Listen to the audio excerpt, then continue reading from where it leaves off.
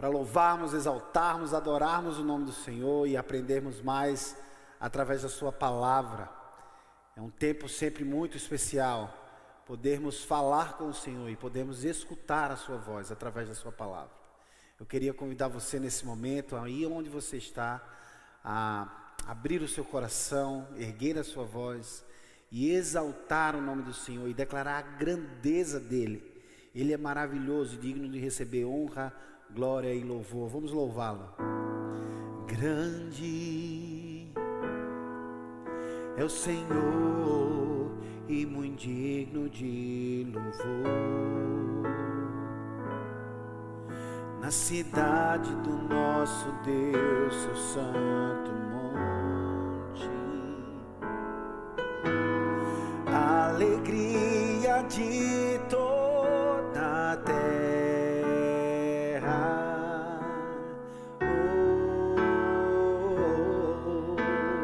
Grande é o Senhor em quem nós temos a vitória, que nos ajuda contra o inimigo. Por isso diante dele nos prostramos.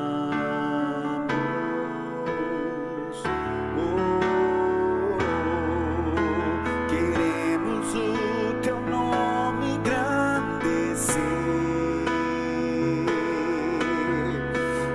e agradecer-te por tua obra em nossas vidas. Confiamos em teu infinito amor,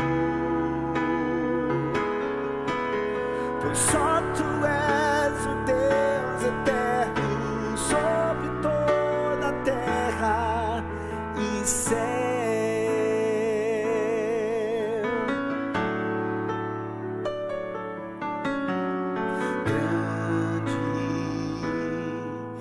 Senhor e muito digno de louvor, na cidade do nosso Deus, seu santo monte, a alegria de toda a terra.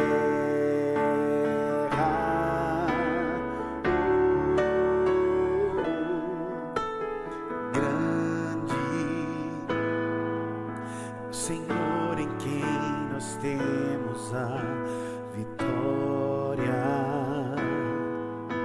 que nos ajuda contra o inimigo. Por isso diante dele nos prostramos.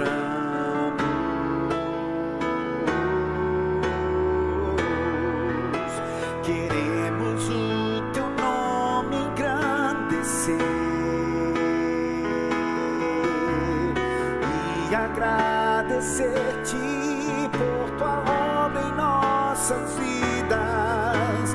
Confiamos em teu infinito amor, pois só tu és o Deus eterno sobre toda a terra. Queremos o teu nome engrandecer e agradecer-te por tua obra em nossas vidas. Confiamos em teu infinito amor, pois só tu és o Deus eterno sobre toda a terra. Só tu és o Deus eterno sobre consolo, abrigo, força e refúgio é o Senhor. Com todo o meu ser, com tudo que sou, sempre te adorarei.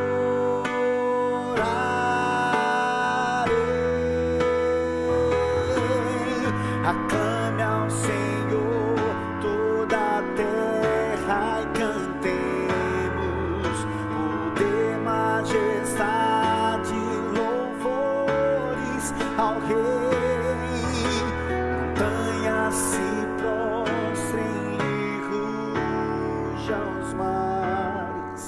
ao som de teu nome. Alegre te louvo por teus grandes feitos. Firmado estarei, sempre te amarei. Incomparáveis são tuas promessas pra mim.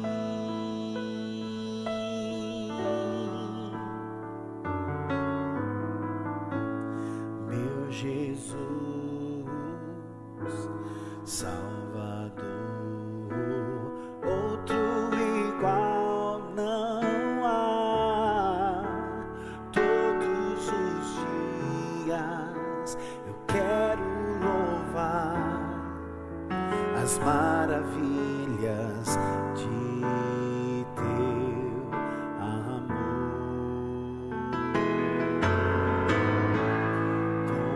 Consolo, abrigo, força e refúgio é o Senhor. Com todo o meu ser, com tudo que sou, sempre te adorarei.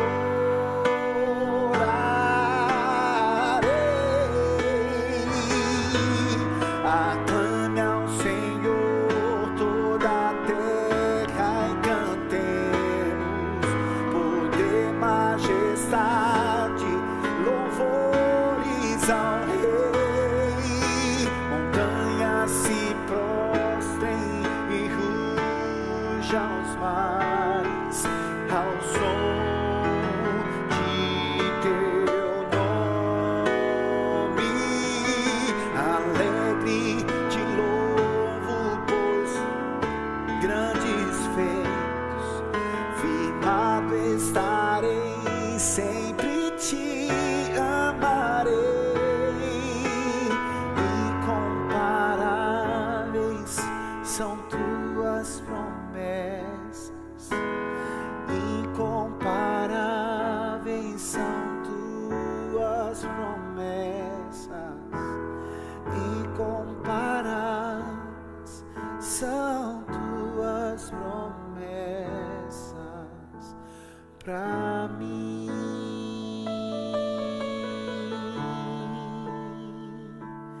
Pra mim.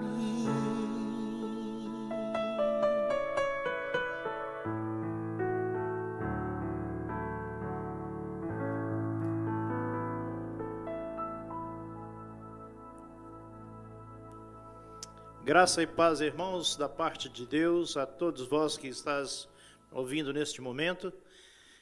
E é maravilhoso estar aqui na presença do Senhor, junto com meus irmãos que estão ouvindo neste momento, para podermos passar para vocês, como Deus passou já para mim, alguns pontos da palavra de Deus, do qual nós vamos ler as Santas Escrituras neste momento e pedimos ao Senhor que possa nos abençoar e iluminar a palavra que já é iluminada aos nossos corações para nos ensinar e nos cada dia mais santificar para a tua honra e a glória de Deus. Vamos abrir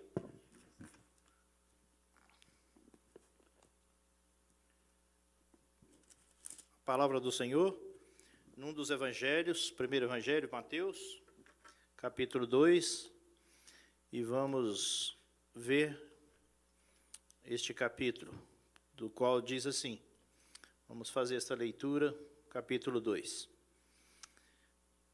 Podemos dar esse título de O Nascimento de Jesus, e vamos prosseguindo para que a palavra de Deus possa falar aos nossos corações. A visita dos magos. Tendo Jesus nascido em Belém, da Judéia, em dias do rei Herodes, eis que vieram uns magos do Oriente de Jerusalém e perguntaram: onde está o recém-nascido rei dos judeus? Porque vimos a sua glória e vimos a sua estrela no Oriente e viemos adorá-lo. Tendo ouvido isso, alarmou-se o rei Herodes e com ele toda Jerusalém. Então, convocando todos os principais sacerdotes e escribas do povo, indagaram deles onde o Cristo deveria nascer. Em Belém da Judéia, responderam eles, porque assim está escrito, por intermédio do profeta. E tu, Belém, terra de Judá, não és de modo algum a menor entre as principais de Judá, porque de ti sairá o guia que há de apacentar o meu povo Israel.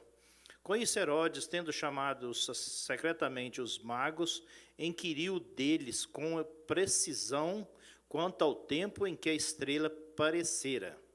E enviando-os a Belém, disse-lhe, ide, informai-vos cuidadosamente a respeito do menino, e quanto a tiverdes encontrado, avisa-me, para que eu também vá adorá-lo. Depois de ouvir o rei, partiram, e eis que a estrela que viram no oriente o procedera, até que chegando parou sobre onde estava o menino. E vendo ele a estrela, alegraram com grande e intenso júbilo. Entretanto, entrando na casa, viram o menino com Maria, sua mãe, prostrando, o adoraram, e abrindo seus tesouros, entregaram-lhe as ofertas, ouro, incenso e mirra. Saindo por divina advertência, prevenido em sonho para não voltar à presença de Herodes, regressaram por outro caminho à sua terra. Tendo eles partido, eis que apareceu um anjo do Senhor a José em sonho e disse, dispõe-te, toma o menino e sua mãe, fogem para o Egito e permanece lá até que eu te avise, porque Herodes há de procurar o menino para o matar. Dispondo ele, tomou de noite o menino e a sua mãe e partiu para o Egito.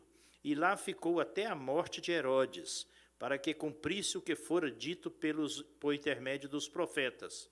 Do Egito te chamei, meu filho. A matança dos inocentes. Vendo-se iludido pelos magos, enfureceu-se Herodes grandemente e mandou matar todos os meninos de Belém e de todos os seus arredores, e de 2 anos para baixo, conforme o tempo do qual, com precisão, informaram dos magos. Então se cumpriu o que fora dito por intermédio do profeta Jeremias. Ouviu-se um clamor em Ramá, pranto, choro, de grande lamentação.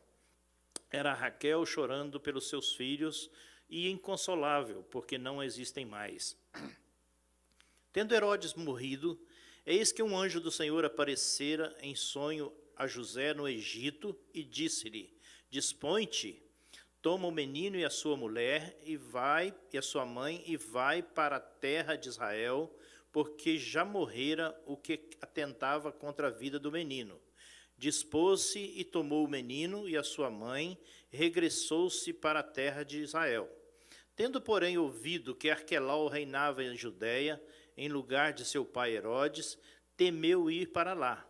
E, por divina advertência, prevenido em sonho, retirou-se para as regiões da Galiléia, e foi habitar numa cidade chamada Nazaré, para que se cumprisse o que fora dito por intermédio dos profetas. Ele será chamado o Nazareno. Meus irmãos, minhas irmãs, o nascimento de Jesus, ele não é um nascimento comum como acontece em todo o tempo com a humanidade. Ele é um nascimento planejado. Ele foi planejado desde a eternidade por Deus. Ele não é um nascimento sem planejamento, conforme vemos hoje nascimentos de pessoas humanas sem planejamentos. Ele é o Filho de Deus e foi planejado para o nosso bem. E por uma razão simples, esse nascimento de Jesus foi planejado.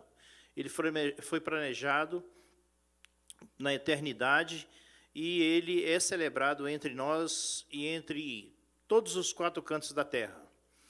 Por que Jesus é celebrado nos 4 cantos da terra? Todas as pessoas, das mais importantes que seja, nós não vimos e não ouvimos que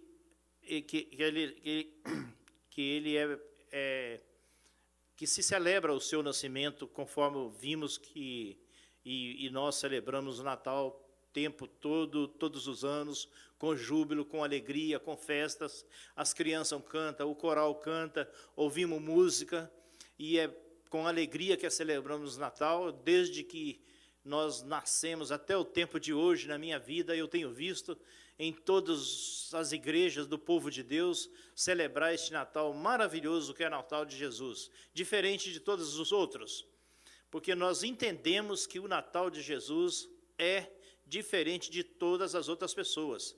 Ele não é a pessoa que é igual a muitos importantes que passaram pela terra. Ele é a pessoa de Deus, e por isso que nós celebramos o nascimento de Jesus com alegria. Está chegando o tempo, estamos em dezembro, daqui uns dias é o dia de nós celebrarmos o nascimento de Jesus.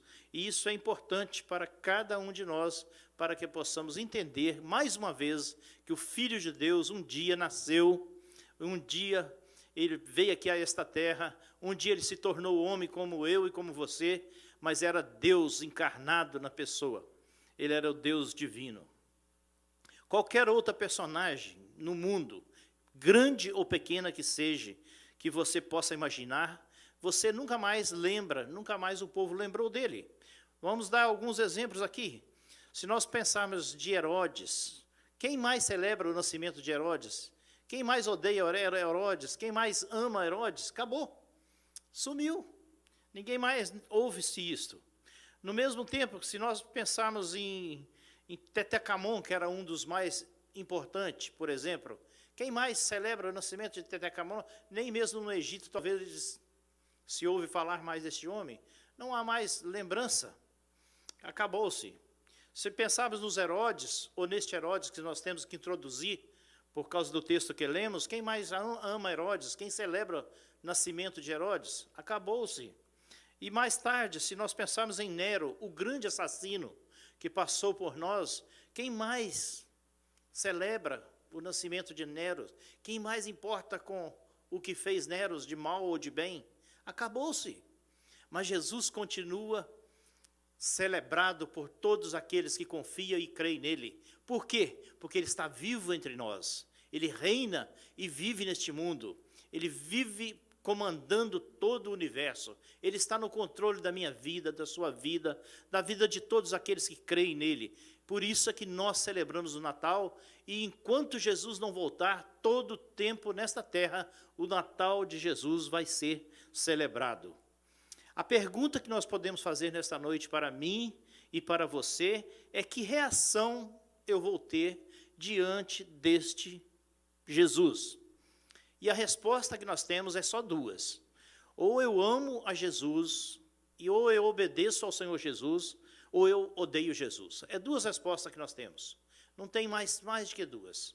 Ou você ama Jesus, obedece a Jesus e anda nos caminhos de Jesus, e ensina Jesus para as pessoas que você tem oportunidade, ou você odeia Jesus. Estas são as duas perguntas que nós podemos fazer nesta noite. Os magos no Oriente, como lemos aqui neste texto, que viram a estrela, indica que o nascimento do rei dos judeus.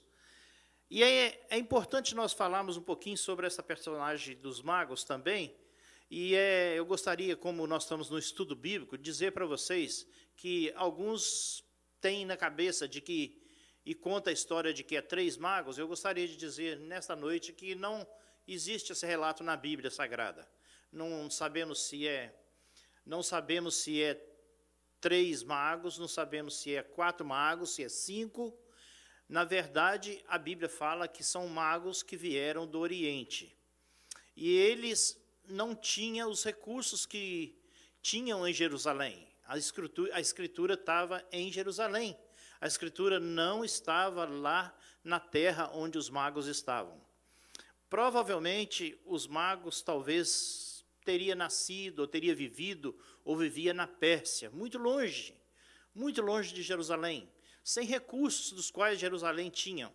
Mas os historiadores, os estudiosos dizem que os judeus dos tempos passados passou pelaquela terra também, transmitindo a palavra de Deus, e alguns aceitou no coração a palavra de Deus, aceitou os ensinamentos que os judeus passaram e contaram para eles, e eles ficaram impregnados com aquilo.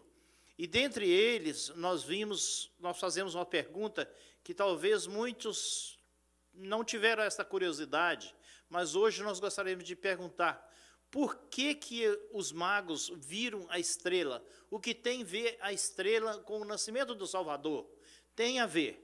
Se você abrir em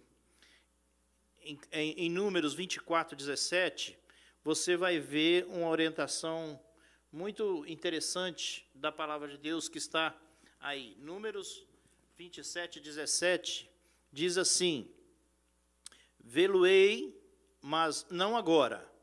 Contemplá-lo-ei, mas não de perto. Uma estrela procede de Jacó. De Israel subirá um cetro que ferirá todos os filhos de Sete. Ok, este é um versículo do Velho Testamento que provavelmente os judeus pregaram na altura em que passou pela terra dos magos. E eles puseram aquilo no coração. E no tempo determinado apareceu a estrela. Quem eram os magos? Alguns falam que eles eram estudiosos da astronomia, da astrologia, e quando eles viram aquela estrela, eles diferenciaram as estrelas, milhares de estrelas, com aquela estrela. Aquela estrela era a estrela que os judeus tinham pregado anos anteriores na terra deles, que mostrava e que indicava que o nascimento do Salvador era naquele tempo. E o que eles...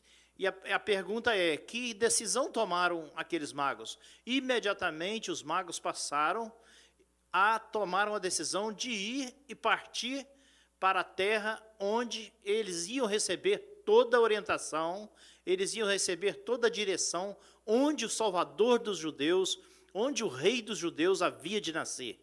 Eles tinham aquilo na mente, no coração e na alma. Então eles tomaram a decisão e partiram em direção aonde estava a palavra de Deus. É de lá que eles iam ter a instrução para poder chegar onde o Salvador, com certeza eles cria aquilo plenamente, onde o Salvador deveria nascer. E partiram e andaram, caminharam, e talvez anos, meses, passaram noitadas andando, dias chuvosos, frio, calor, e chegaram a Jerusalém. Chegando em Jerusalém, eles foram direto a Herodes. E Herodes, quando soube da notícia, a gente vê aqui no verso 2, que começando no verso 1, diz assim: tendo Jesus nascido em Belém, toda a Judéia, e nos dias de Herodes, eis que vieram uns magos do Oriente a Jerusalém e perguntaram: onde está o recém-nascido rei dos judeus? Porque vimos a sua estrela no Oriente e viemos para adorá-lo. Meu irmão, minha irmã, quando eles fazem essa pergunta para Herodes, Herodes talvez nem estava preocupado com o Natal de Cristo. Ele não sabia de nada disso. Mas ele imediatamente mandou chamar os estudiosos da palavra, os escribas, os fariseus, aqueles que estudavam a palavra, e perguntou: onde há de nascer o filho, o rei, esse menino que os magos vieram visitar, que é o rei dos judeus? E aí eles estudaram a palavra, abriram a palavra e disseram: em Belém de Judá, como os profetas disseram no passado. E aí eles informaram para os magos que era em Belém de Judá. E aí eles tomam a decisão, eles prosseguem a decisão, eles conversam com Herodes. Aí tem algumas informações que nós vamos passar a respeito de Herodes, porque nós não podemos deixar de falar dessa personagem, porque ela está introduzida no Velho Testamento, no Novo Testamento, no primeiro livro do Evangelho. Quem que é Herodes? Herodes era o Herodes o Grande, nesta época. Ele começou a reinar 36 anos antes de Cristo e foi até 2, 3 anos depois que Cristo nasceu. Existiam 4 Herodes, não tinha um só não. Tinha o Herodes tetrarcas, Herodes o Grandes, Herodes 1, Herodes 2. Então, tivemos 4 Herodes naqueles tempos. Então, o que nós gostaríamos de falar um pouquinho sobre Herodes. Herodes era o homem que fez grandes coisas em Jerusalém. era um homem trabalhador no governo na terra de Israel. Ele foi um dos que embelezou, um dos que fez a reconstrução do Templo de Jerusalém, é um que embelezou o Templo de Jerusalém. Muitos judeus o admiravam pelas suas obras. É um dos que fez o porto e parte da cidade de Cesareia, porto internacional que está lá. Tivemos o privilégio de estar lá uns 3 anos atrás e ver aquele imenso porto internacional que Herodes fez. Ele que construiu também a fortaleza onde Jesus foi julgado, de Antônia, ele construiu também, ele fez também a fortaleza à beira do Mar Morto, e ele fez outras grandes construções, das quais a gente vê na história. E é um homem que fez grandes coisas naquela época, mas por causa do medo de perder o poder, ele fez também coisas horrendas, coisa terrível, contra os olhos de Deus e contra toda a vontade do ser humano. Os estudiosos dizem que ele casou 9 vezes. E a última mulher que ele estava vivendo com ela chamava Mariana, na qual eles falam que é a que ele mais estava amando, que ele amou mais. E dentre essas 9 mulheres, ele estava vivendo nos últimos tempos com essa Mariana. E essa mulher veio de uma família nobre. E ele, com medo dos maiores nobres da família conspirar contra ele, ele mandou matar metade da família dela, para os que ele pensava que poderia conspirar contra ele. Aí, ele tinha a sogra que morava junto com ele, e essa mulher pediu que ele pudesse dar um lugar a um rapaz que era cunhado dela, como sacerdote. E ela, Dona Alexandra, pediu ele, e ele concedeu isso. Ele deu uma vaga em Jerusalém ao sacerdote, a um rapaz de 17 anos. Esse rapaz era inteligente e começou a crescer entre os sacerdotes e foi panhando nome. E ele, com medo desse rapaz panhar mais nome do que ele, mandou matar esse rapaz também. A sogra dele ficou com medo do que estava acontecendo e pegou as malas e foi para o Egito, com medo de ser morta por ele. Quando ela partiu para o Egito e ele soube, ele pegou os seus emissários e foi à procura da sogra no Egito. Quando chegou no Egito, ela tentou fugir, mas não conseguiu. Ele pegou e matou sua sogra no Egito. Voltando do Egito, chegou em sua terra para amenizar toda essa situação familiar e o que estava passando. Ele resolveu mandar um dos seus 2 filhos para Roma, para estudar, para preparar lá. Quando ele manda os meninos para lá, passa algum tempo, ele tinha uma confiança com a sua irmã, que chamava Salomé, sentou-se e a sua irmã fez uma pergunta para ele, um questionamento, e falou assim, seus meninos estão indo bem em Roma, talvez quando eles voltarem, eles poderão administrar Israel igual você, e poderá ser 2 grandes homens aqui em Israel. Com medo dos filhos panhar poder em seu lugar, ele manda matar os meninos antes mesmo que regressasse à terra natal. Então você vê aí que era um homem sanguinário, era um homem que tinha medo de perder o poder, era um homem que tinha muito orgulho no que fazia e por isso tinha cisma de perder aquilo que ele estava fazendo. Aconteceu que Pompeu, em 63 anos antes de Cristo, que é um dos primeiros de Herodes, comandou aquela região. 63 anos. E esses Herodes que eu disse, esse foi o primeiro que chegou, depois desse passou os 4 que eu já disse para vocês, que é o Herodes o Grande, Antipas, a Agripa I e a Agripa II. Foi os 4 Herodes que passou no domínio desta terra. Aí, nós vimos aqui alguma coisa para completar o que nós gostaríamos de fazer é que esse Herodes, ele tinha algumas atitudes errôneas, e dentre elas nós podemos acompanhar o capítulo 2, se você estiver aí na sua casa, onde você estiver. Se você quiser abrir o capítulo 2 e acompanhar comigo alguns pontos para a gente ver, ele era amante do poder. Ele alarmou-se com uma notícia que ele não tinha como, nem eu nem você hoje, alarmava com a notícia como ele alarmou. Se você vê o capítulo 3, a gente não vai entender bem o que está neste capítulo, que está escrito assim: tendo ouvido isto, alarmou-se o rei Herodes, e com ele toda Jerusalém. Então, convocando os principais sacerdotes, escribas e os povos, indagava onde o Cristo havia de nascer. Então, o que nós entendemos com isso? É que, quando ele ouviu que os magos vieram adorar o rei dos judeus que havia de nascer, uma criança, sem destaque, sem riquezas, quando chega lá em Belém, eles não têm lugar para ficar, eles não têm, as hospedarias estavam fechadas, estavam todas cheias, muito movimento, e tiveram que, para dar a luz a Jesus, tiveram que ir para o estábulo, porque não tinha lugar para Jesus. Então, o que nós aprendemos aí é que esse Herodes ficou raivado, ele ficou furioso com o que estava acontecendo, em ouvir de alguém que viera de tão longe para poder adorar um menino que estava recém-nascido, que talvez que seria rei dos judeus.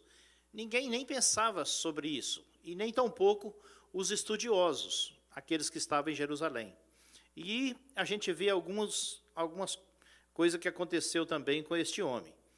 Ele tinha, em 2 versículo 4 a 6, nós vemos a atitude de curiosidade que esse homem tinha. O que eles fizeram? Eles chamaram os escribas e fariseus e perguntaram: onde haveria de nascer o rei dos judeus? É a curiosidade que ele estava dentro do coração, com medo da palavra rei dos judeus. E aí os escribas eram os estudiosos, respondeu: Belém das Judeias. Aí ele já tinha resposta também para os magos que estavam com ele. Se você ver o verso 7, você vai ver também uma sagacidade da parte desse rei. Em particular, ele faz uma pesquisa quanto tempo a estrela aparecera para os magos.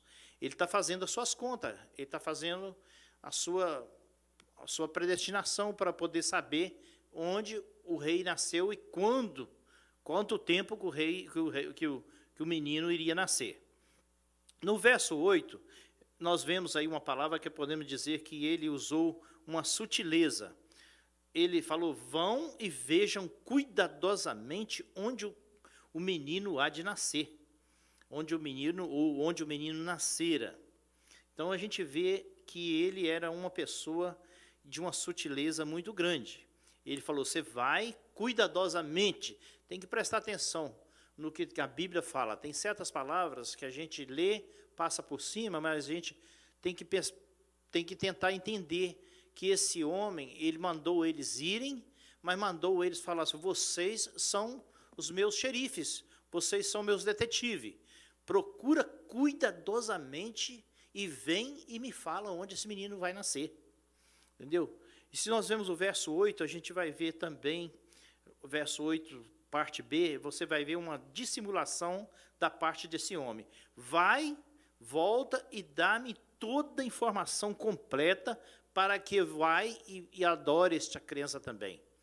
Meu irmão, isso aqui é uma sagacea, é uma sutileza da parte desse homem, e uma dissimulação e uma máscara de pessoa que crê, mas não crê. Ele não está preocupado dos magos informar onde nasceu o menino para ir adorar. Ele está enganando os magos, porque, na verdade, ele está planejando de desaparecer com o menino no tempo certo, quando os magos voltassem e dessem para ele a notícia. E aí a gente vê mais uma aqui no verso 13, uma crueldade da parte dele. Quando Herodes sentiu-se lubridiado pelos magos, sem nenhuma resposta, ele ficou cruel, ele ficou chateado.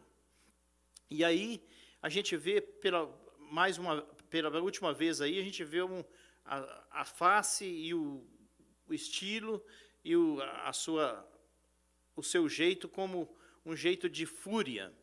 Ele analisando as datas e fazendo as suas contas que os magos indicaram para eles, ele vai e manda os seus emissários, os seus soldados, a Belém, e manda matar todos os meninos de 2 anos para baixo, de acordo com a conta que ele fizera na informação dos magos.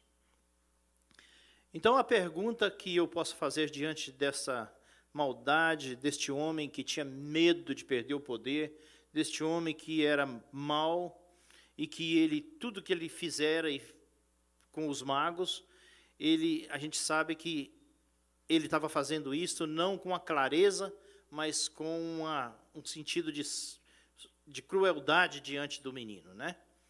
Então, a presença de Jesus, ela incomoda.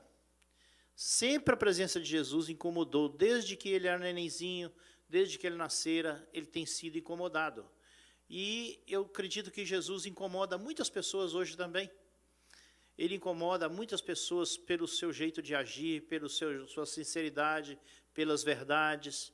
E se nós tentarmos entender mais um pouquinho sobre como ele incomoda, você começa a estudar como as universidades pensam a respeito de Jesus, como as políticas do mundo inteiro pensam a respeito de Jesus.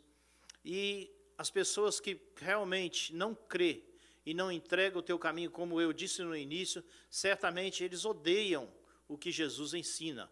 Porque se a pessoa ama Jesus, ele obedece a Jesus. Se ele não ama Jesus, ele odeia Jesus. E a gente vê isso nos grandes movimentos deste mundo. Mas a gente este estudo é um estudo grande, tem muitas lições para nós. Mas nós vamos passar um pouco e fazer uns destaques aqui de alguma coisa. Nos versos 19 e 20, a gente vê uma outra coisa aí. Você pode abrir sua Bíblia e ver os versos 19 a 20, no qual diz assim: Tendo Herodes morrido, eis que um anjo do Senhor aparece em sonho a José no Egito e disse-lhe: Dispõe-te, toma o menino, a sua mãe, e vai para a terra de Israel, porque já morrera os que tentaram contra a vida do menino. Meu irmão, minha irmã, é uma lição para cada um de nós. Todos aqueles que tentam contra o Filho de Deus, ele morre. Nós vemos aí, aqueles que é contra Jesus, aqueles que não é a favor do que Jesus ensina, eles morrem.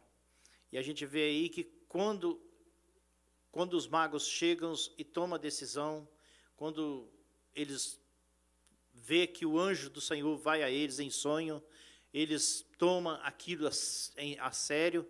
E uma outra lição que a gente entende é que os magos, o anjo aparece para ele em sonho, lá em Belém, e diz para eles assim: não volte pelo mesmo caminho, porque Herodes não vem para adorar, ele vem para matar o menino. E eles ouvindo e Deus manifestando para eles, eles não voltam pelo mesmo caminho depois que eles adoraram a Jesus. Uma coisa séria que nós entendemos e podemos passar para todos, e eu entendi isso dentro do meu coração. Todas as pessoas que encontram com Jesus nunca mais regressam pelo caminho que ele veio. Se você veio de um caminho errado, de um caminho que não agrada a Deus, de um caminho que contraria a vontade de Deus, de um caminho que leva você à morte, e se você encontrou com Jesus, você nunca mais regressa pelo aquele caminho. Todas aquelas pessoas que um dia fizeram coisa desagradável a Deus e encontrou com o Salvador, com Jesus de Nazaré, ele não mais retornou ao caminho do qual andava. As coisas velhas ficaram para trás, e eis que tudo se fez novo, diz a palavra de Deus. Então, nós vemos também que por orientação de Deus, o José também teve um sonho, e do qual Deus falou com ele assim: pega o seu menino, a sua mulher, e foge para o Egito, porque de lá, porque o Herodes vem para poder matar o menino. E você vê isso logo em seguida, na fúria de Herodes, quando Herodes pega os seus soldados e vai a Belém e mata todos os meninos depois de 2 anos. Eu disse isso há pouco. Então você vê aí que realmente cumpriu o que a palavra disse e o que Deus orientou para que José fizesse. José partiu, pegou o menino e a mãe do menino e foi para o Egito e ficou lá. Passado algum tempo, provavelmente 2 anos ou pouco mais, diz os estudiosos, Deus aparece para José em sonho de novo e disse: volta para Israel, porque aqueles que tentaram contra a vida da criança já morreram, e vocês podem voltar. E eles imediatamente pegou a criança, sua esposa, e voltou para Israel. Quando chega em Israel, eles pensam em morar na Judéia, mas quando ouve que Nicolau estava reinando em Israel, que era irmão de Herodes, filho de Herodes, por indicação de Deus e orientação de Deus, eles têm medo de morar ali e vai para as regiões da Galileia. E vai morar numa cidadezinha da qual se chama Nazaré. E eles estão fazendo as coisas normal, estão escrevendo a sua história, mas a sua história já estava escrita pelos profetas, porque ele seja chamado o Nazareno. Por isso que ele foi morar naquela cidade de Nazaré. Estive lá, para a glória de Deus, muito contente. E Nazaré, quando Jesus chega para morar, tinha apenas 20 casas. Hoje, quando chegamos lá, era uma cidade grande, mas apenas 20 casas. Eles moraram em Nazaré. E aí, meus irmãos, o anjo aparece a José, e aí ele toma essas decisões vinda de Deus e cumpre o que diz as Escrituras e cumpre de acordo com aquilo que Deus o propôs. Uma outra coisa que a gente vê importante nesta passagem e nesse texto do nascimento de Jesus, dos magos, da fuga do Egito, da matança dos inocentes, é uma coisa que a gente viu assim que é muito importante a gente falar também, porque nós estamos falando de um estudo da Bíblia.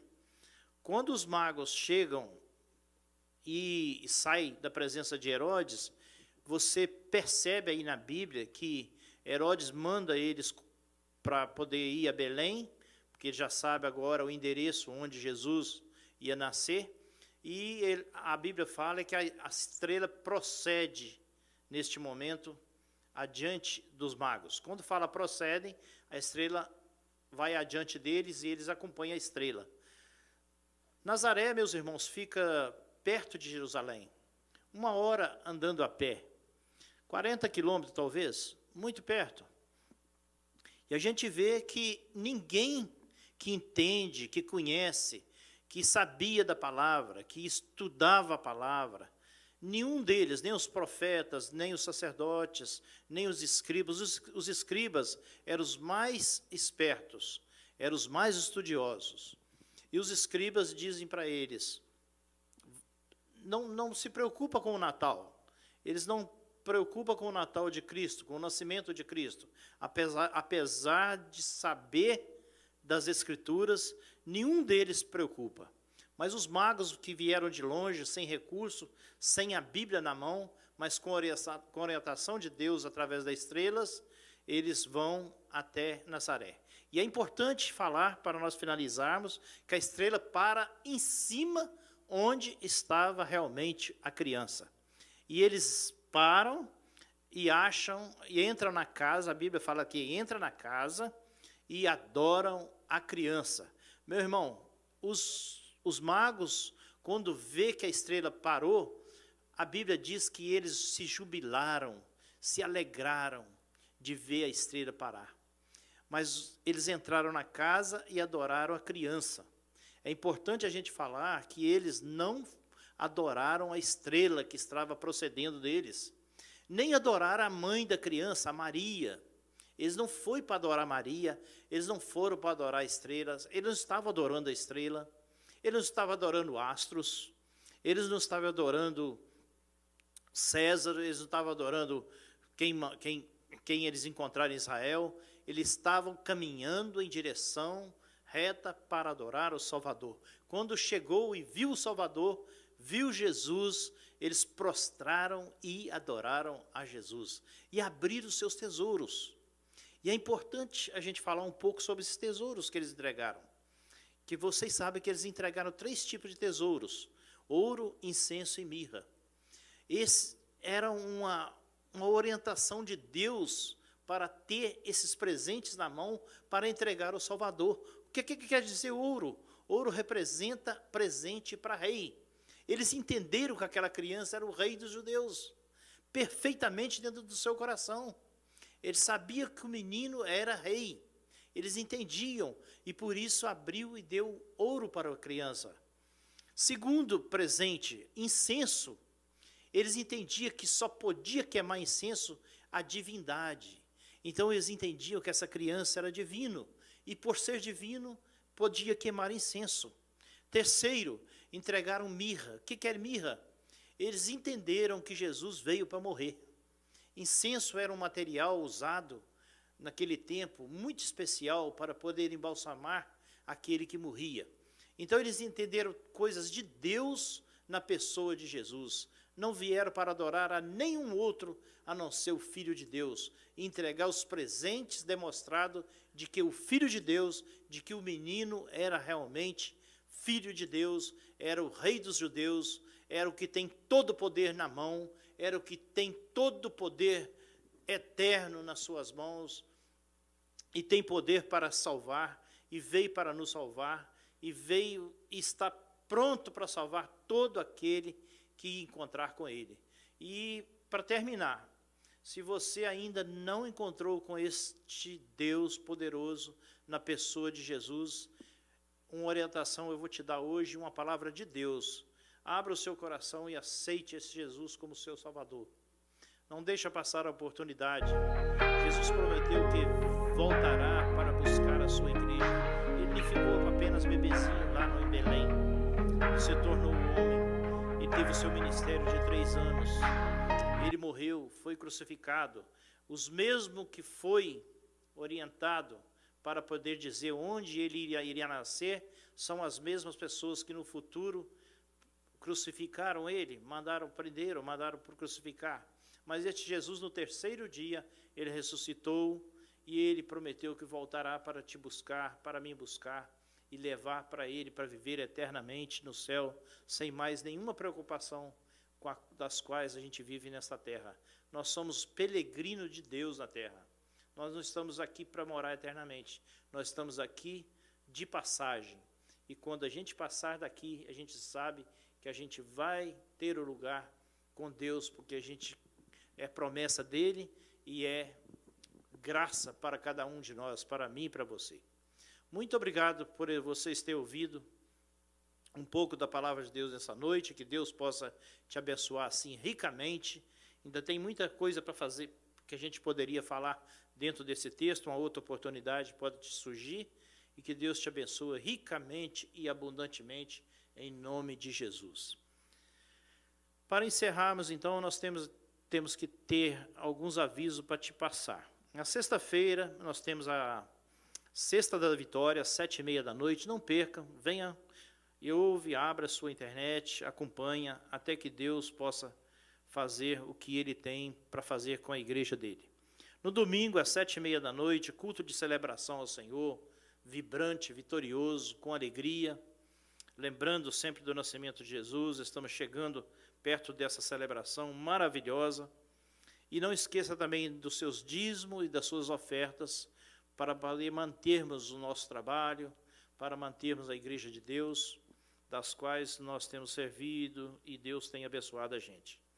E não esqueça de abrir o seu site, na sexta-feira, no domingo. Por enquanto, a gente está caminhando, trabalhando nessa direção. E a direção que Deus der aos nossos líderes, pastor Bruno, pastor Seni, os líderes da igreja, a gente vai passando para vocês. Que vocês sejam abençoados por Deus e que Deus tenha misericórdia de vocês, que levanta o seu rosto sobre vocês e dê a paz a cada um de vocês e a cada um de nós, em nome de Jesus. Senhor Jesus, nós te agradecemos e te pedimos a bênção do Senhor para cada uma das pessoas que estão ouvindo a palavra do Senhor nesta noite e que entenderam alguma coisa da tua parte. Abençoa, Senhor, que nós possamos levar o Senhor a sério, porque todas as promessas que o Senhor fez, o Senhor cumpriu, e todas que o Senhor tem para cumprir, o Senhor vai cumprir. Louvado seja o teu nome. Abençoa o teu povo, leva o teu povo seguro, ó Pai. Livra de todo o mal. Abençoa o Vinícius, ó Deus, de uma maneira especial, para que ele se recupere, e muitos outros, ó Deus, irmãs, irmãos, que estão necessitados de uma cura física, que o Senhor possa fazer isso, Senhor, de uma maneira especial, para a tua honra e a tua glória, abençoando o teu povo. Guarda esta igreja, abençoa a igreja maior na face da terra, a visível e a invisível. Nós agradecemos e pedimos em nome de Jesus. Amém.